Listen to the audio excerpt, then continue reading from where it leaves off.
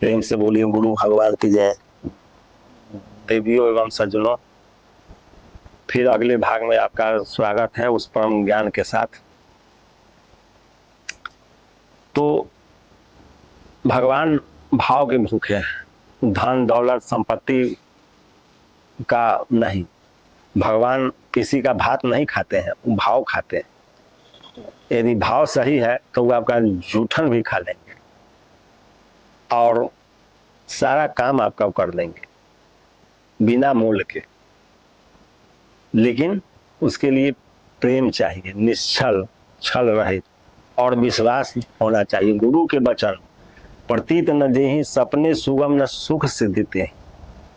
जिसको गुरु के वचनों में विश्वास नहीं होगा, यह बात माता पार्वती बोल रही है।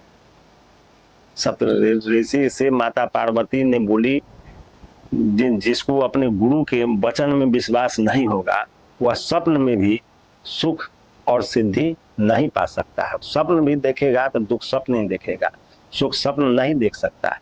इसलिए गुरु सर्वोपरि है। यह बात माता पार्वती और भगवान भोलेनाथ गुरु पर बहुत ज्यादा बल दिए हैं, क्योंकि भगवान भोलेनाथ परम गुरु, गुरुओं के गुरु हैं। तो उनकी वाणी कभी मिथ्या नहीं हो सकता है। इसलिए महापुरुषों के वाणी पर विश्वास हो तो फल अवश्य मिलता है, निसंदेह, कोई संदेह नहीं। अब थोड़ा दिमाग अपना लगाए हुए रहिए, थोड़ा उन पर भी लगाए हुए रहिए, तो वैसा नहीं होता है। आपको एक सूत्र को पकड़ना होगा, इस पार नहीं तो उस पार। यदि बीच में रहता है वो आदमी बह जाता है धारा में। इसलिए किसी एक घाट को पकड़िए, इस घाट या उस घाट, तब पार हो जाइएगा। तो गुरु के घाट जब आ जाइएगा तो निश्चित पार होना है। तो ये ग्वालिन थी, ये वृंदावन की सत्य घटना है। एक ग्वालिन थी, वह ग्वालिन जमुना जी के इस पार वृंदावन में दही बेचने के लिए आती थी। रोज वृंदावन में जमुना पार करके आती थी, वृंदावन में अपना दही बेच के दही चली जाती थी। तो रोज का उसका काम था। एक दिन जब वो आई तो उसका दही सवेरे ही बिक गया, टाइम बचा हुआ था, इसके भीतर ही उसका दही बिक गया। तो सोची ये आज थोड़ा वृंदावन में भ्रमण कर लेते हैं, बहुत दिन हो गया आते हैं रोज, लेकिन कभी भ्रमण नहीं करते हैं। तो भ्रमण करने के लिए वृंदावन में निकली। तो एक जगह भागवत की कथा हो रहा था,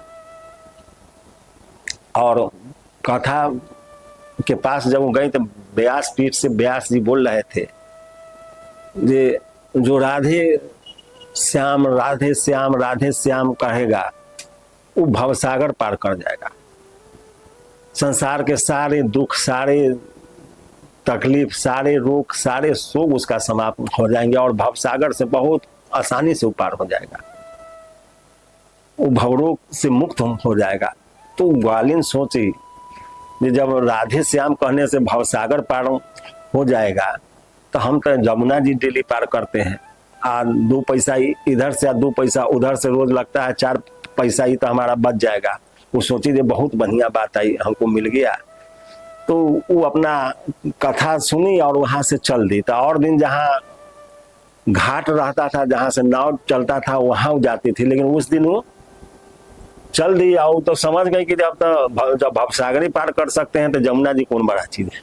वो राधे श्याम राधे श्याम राधे श्याम करते हुए चली जा रही थी, अपना मन से उच्चारण करते हुए, और चली गई और जमुना जी में हिल गई।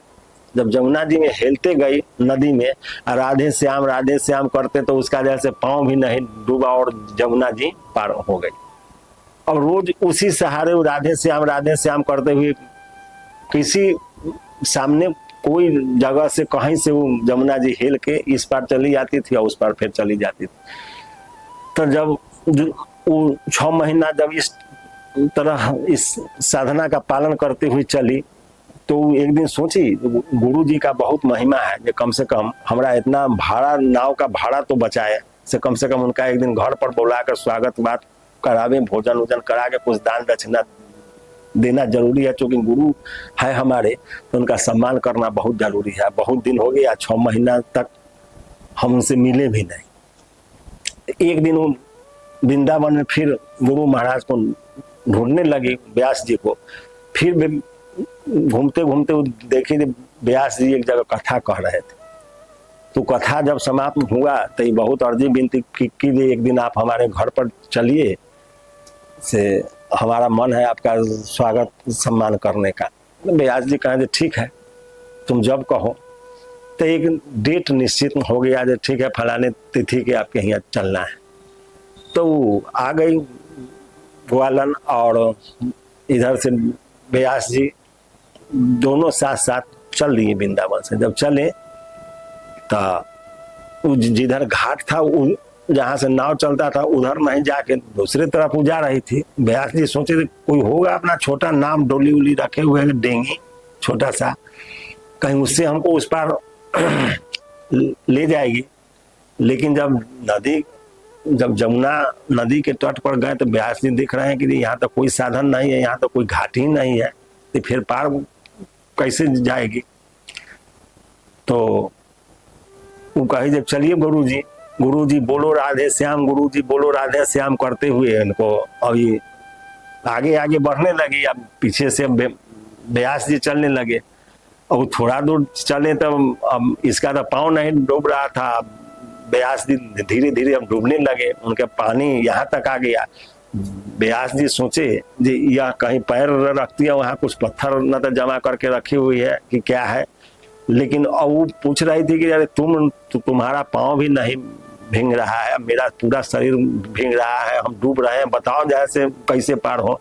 तो वो अब तो नाम जप रही थी, तो कैसे बोले जो इसे कैसे पार करना है। वो केवल यही कहने लगे गुरु जी बोलो राधे श्याम, गुरु जी बोलो राधे श्याम। अब व्यास जी डूबने लगे तो उनका हाथ पकड़ ली। अब ये मंत्र का जाप कर रहे थे, बोलो गुरु जी बोलो राधे श्याम, गुरु जी बोलो राधे श्याम करते किसी तरह से। अब उसमें व्यास जी बीच में कह रहे थे तुम हमारा घड़ी ले लो, अंगूठी ले लो, लेकिन हमारा जान बकस दो। तो वो एक ही मंत्र बोल रहे थे कि गुरु जी बोलो राधे श्याम।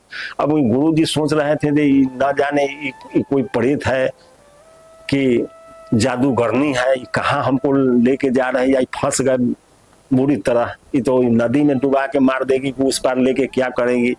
अब ये बेचैन एकदम छटपटाहट इनको। लेकिन वो एक मंत्र एक लय में चल रही थी, गुरु जी बोलो राधे श्याम कहते हुए इनको जमुना जी पार करा दी हाथ पकड़ के। उस पार जब गए तो गुरु जी डरे हुए थे, ये सोच रहे थे कि क्या करेगी न करेगी। तो पूरा जमुना हिल गई, इसका पाँव भी नहीं भीजा। अभी सोच रहे थे कि कोई मायावी जादूगरनी है। वो सोचे जी आज तो प्राण संकट में है, तो वो भी अब लगे प्रभु को पुकारने। वो भी मने मने जे हे प्रभु जान बचाओ, राधे श्याम वो भी करने लगे मने मने। जान बचाने के लिए प्रभु को याद करने लगे डर से। तो ये अपने घर पर लाइन वालन इनको अच्छे से स्नान करा के नया वस्त्र प्रदान की। उसके बाद इनका पूजा सम्मान, माला फूल सब चढ़ा के चरण धो करके इनका चरणोदय ली। उसके बाद वो चरणोदय पूरे घर में छीट के, उसके बाद पूरे सम्मान के साथ इनका अच्छे व्यंजन इनको बना के इनको परोस के अच्छा से इनका भोजन भात कराया। उसके बाद दक्षिणा उछिना जो था जितना मान सम्मान इनको सब करके, उसके बाद कही प्रभु आप हमारे जीवन को धन्य कर दिए, आपके ऐसा गुरु मिल के हमारा जीवन ही बदल गया। तो वो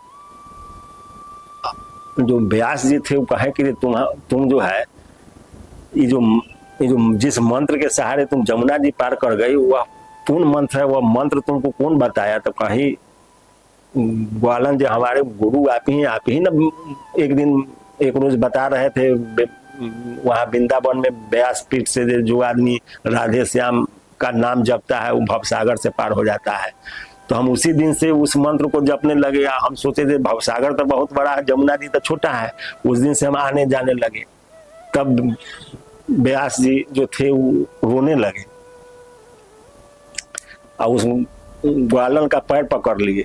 हम जीवन भर लोगों को उपदेश देते रहे कि राधे श्याम जपते रहो, लेकिन हमने कभी ऐसा विश्वास ही नहीं जैसे कर पाया।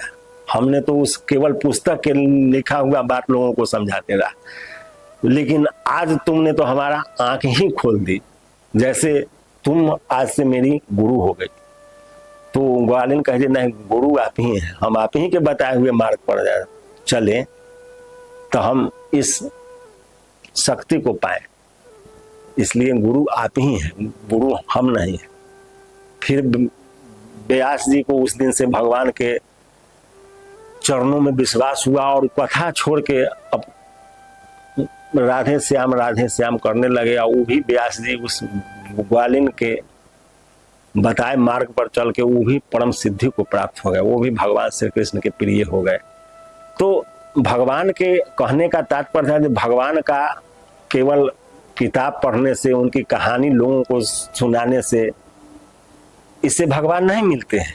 उसके लिए श्रद्धा अनिवार्य है, प्रेम अनिवार्य है। सबसे बड़ी बात है प्रेम और विश्वास, तभी आप पार हो सकते हैं उस ग्वालिन की तरह। नहीं तो बीच मझधार में वो आचार्य के तरह, व्यास जी पंडित जी के तरह आप नदी में, उस जमुना जी में डूब के मर जाइएगा। इसलिए ऐसा नहीं होना चाहिए। प्रेम सबसे बड़ा चीज है। और प्रेम न बाड़ी उपजे, प्रेम न हाट बिकाए, राजा प्रजा जो लुचाए, शीश दे ले जाए। या प्रेम किसी बाग में, किसी बगीचा में नहीं उबसता है, कोई हाट बाजार में नहीं मिलता है जो आप पैसा से खरीद लीजिएगा। ये तो प्रेम की बात है, उधो बंदगी तेरे बस की नहीं है, यह प्रेम का विषय है। इसलिए सुमिरन मन में लाइए जैसे कामी काम, एक पल बिछड़े नहीं निस्दिन आठों।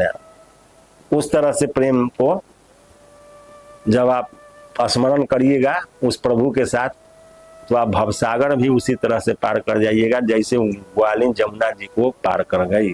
इसमें कोई संदेह नहीं। फिर अगले भाग में जय गुरुदेव।